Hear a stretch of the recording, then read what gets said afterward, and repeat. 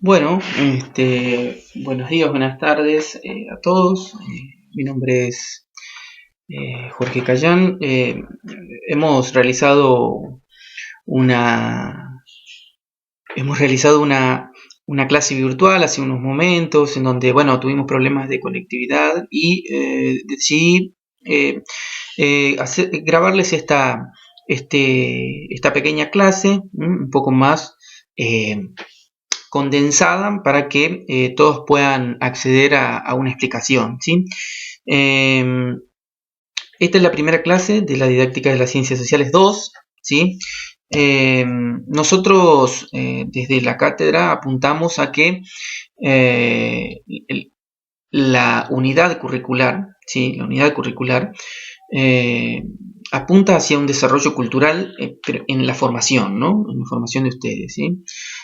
Donde será imperativo generar la responsabilidad social y cultural de la docencia en sus actuales procesos de formación. Vamos a desarrollar propuestas de enseñanza, ¿sí?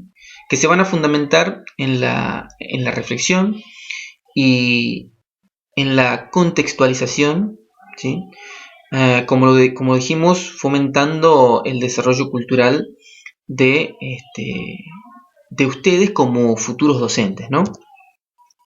¿Qué saberes y qué contenidos prioritarios, ¿no? Porque ustedes verán en el programa provisorio de que hay varios contenidos y saberes, pero ¿en qué vamos a hacer hincapié? ¿Sí?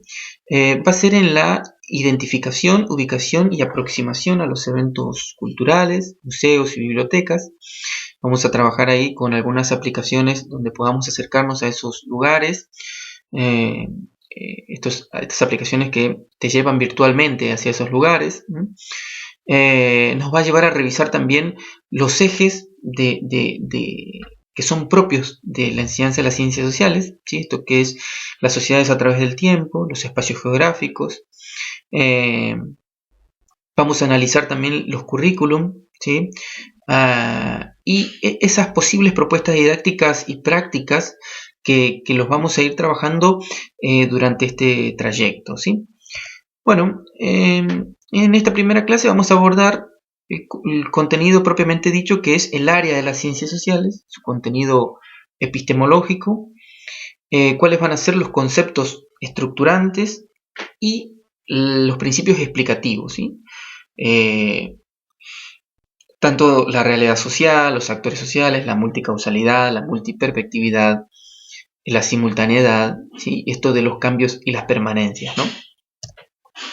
Nosotros vamos a pensar la didáctica de las ciencias sociales desde nuestro punto de vista, desde donde se para esta cátedra, es que vamos a considerarlo como ciencia, como un conocimiento científico, pero tengan en cuenta que ese conocimiento científico hace referencia a lo práctico, ¿no? El conocimiento científico práctico hasta tanto, ¿sí? Sea verificable, ¿no? Nosotros vamos a considerar a la didáctica de las ciencias sociales como ciencia, como un conocimiento científico, ¿sí? Ahora vamos a ver algunas controversias que se presentan a la hora de tomar este posicionamiento, ¿no? Entonces, decimos, ¿cómo pensar a la didáctica de las ciencias sociales como ciencia? ¿Sí? Lo pensamos como práctica, como acción, y una vez en ese resultado, el conocimiento científico va a ser provisorio, ¿sí?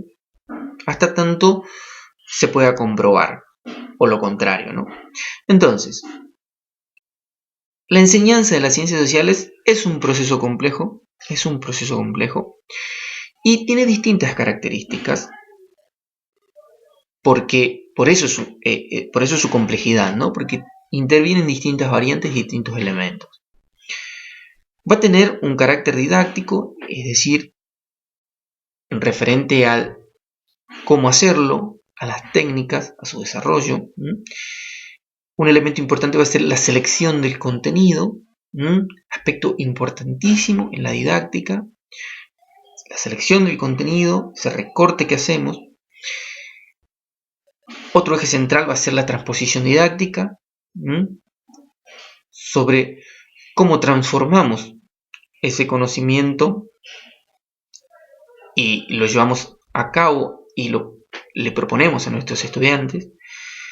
Y obviamente un elemento muy importante que tiene que ver con la práctica, que es la producción de materiales. En función, la producción de materiales en función de todas estas características. ¿Sí?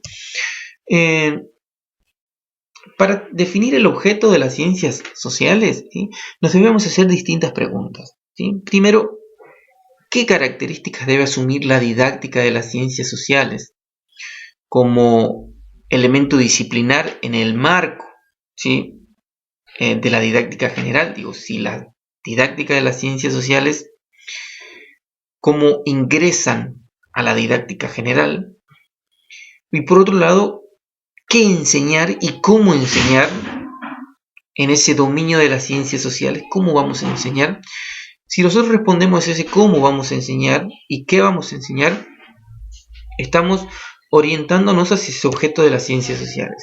Entonces, la didáctica de las ciencias sociales como disciplina, vamos a tener que proponerla de la siguiente manera. Es acción, es reflexión, nuevamente reflexión, y esto, en su conjugación, nos va a dar el discurso didáctico, ¿no? Es decir, el discurso que vamos a adoptar desde la acción y de la reflexión en la didáctica de las ciencias sociales, ¿no? Vamos a generar un discurso didáctico. Y aquí entramos directamente a lo que hoy hablábamos. ¿Sí? Vamos a encontrar interpretaciones epistemológicas de la didáctica, ¿no? Por un lado, van a estar desde el punto de vista del positivismo, que la didáctica de las ciencias sociales no es una ciencia, van a decir los positivistas, ¿sí?, porque no llega a generar un conocimiento absoluto de la realidad, dicen los positivistas. Y por el otro lado, estamos desde una, como parados desde una teoría práctica, en donde decimos de que la didáctica de las ciencias sociales es conocimiento pedagógico, ¿sí?, y su cientificidad se da en su propuesta práctica, ¿no? Es un objetivo práctico. Entonces, el objeto va a estar dado, ¿sí?, en la aplicación práctica de esas técnicas, de esas enseñanzas, de esas formas de ese planteamiento para la enseñanza y el aprendizaje de las ciencias sociales, ¿no? Bien.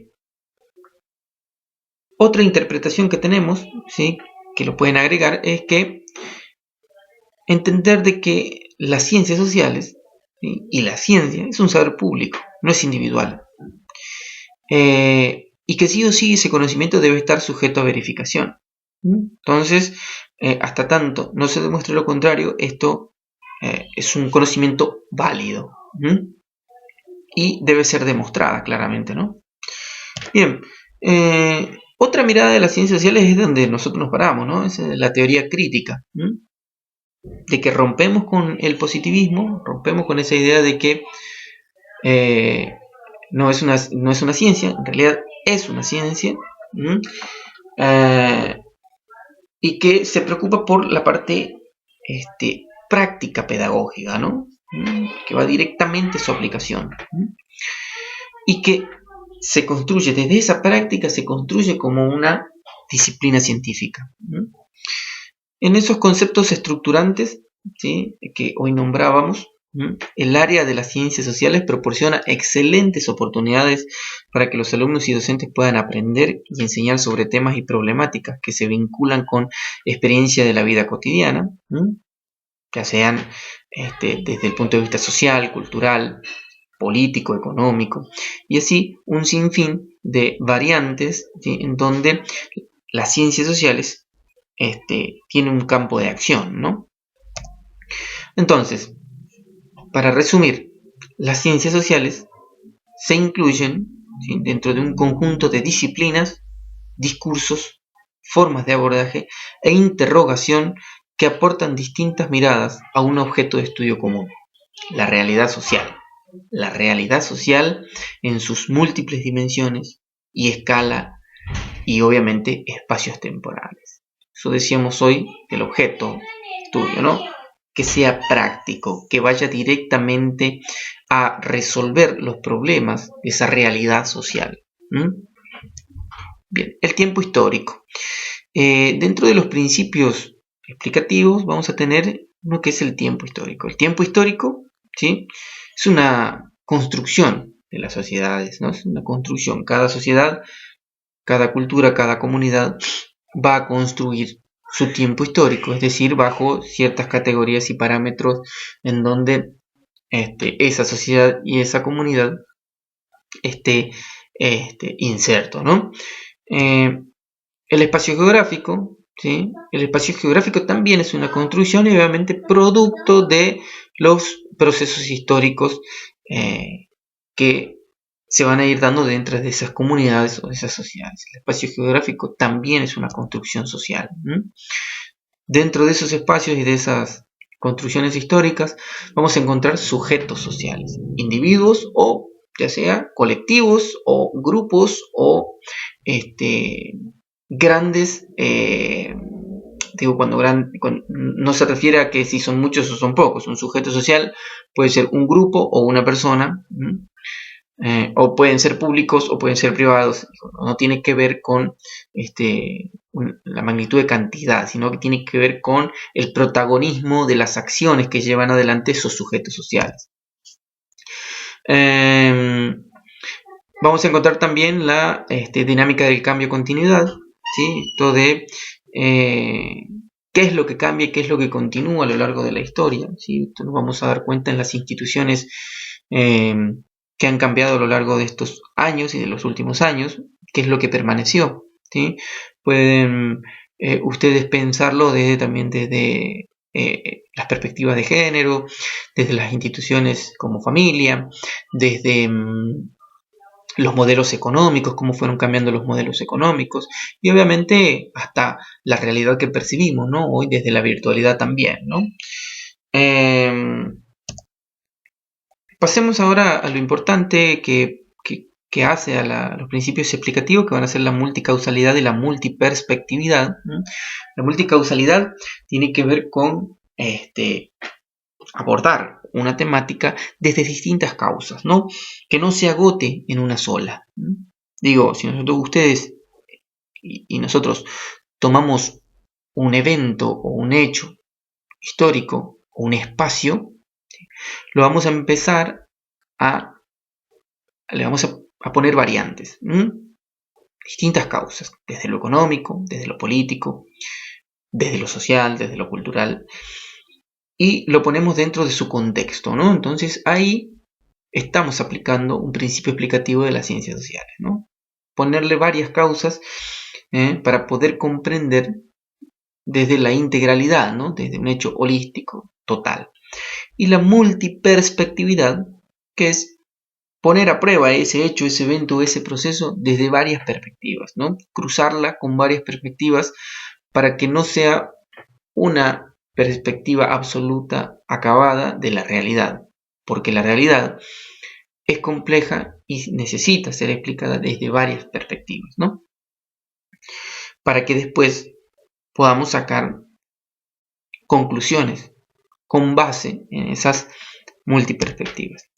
Por último, les dejo este gráfico en donde se encuentran los conceptos estructurantes y los principios explicativos, ¿no? Que van a ser los que algunos mencionamos. En la bibliografía que les propongo, en un apunte de cátedra que les propongo, están cada uno de estos conceptos en donde ustedes van a tener que elegir uno o dos o varios y argumentar con base en los beneficios que les pueda llegar a dar o redituables que sean en la enseñanza del aprendizaje. ¿Cuáles son de esos conceptos para ustedes los más claves o los claves o los más interesantes para trabajar con los estudiantes, para proponer en las secuencias, para proponer en los planes, ¿sí? ¿Cuáles de esos principios explicativos van a ser los que de alguna manera generen ¿sí? Generen una propuesta efectiva de enseñanza-aprendizaje. ¿Sí? Bien, con esto nos vemos en la próxima clase y les voy a estar enviando un enlace para poder conectarnos desde la plataforma. ¿Mm? Les dejo un gran saludo y nos vemos.